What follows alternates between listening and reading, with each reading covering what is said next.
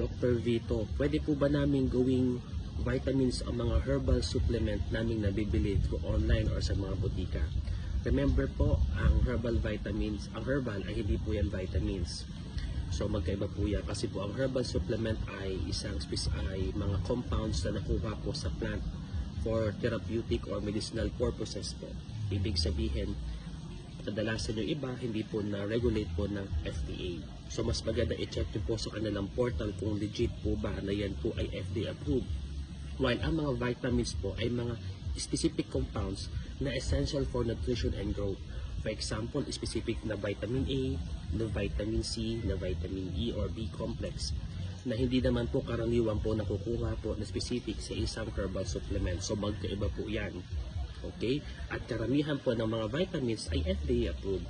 Napaka-importante po kasi na meron kayong protection at safety at may quality po ang inyong iniinom. So hindi po ang herbal supplement ay hindi po vitamins. Ito po si Dr. Vito, ang inyong Mindoreng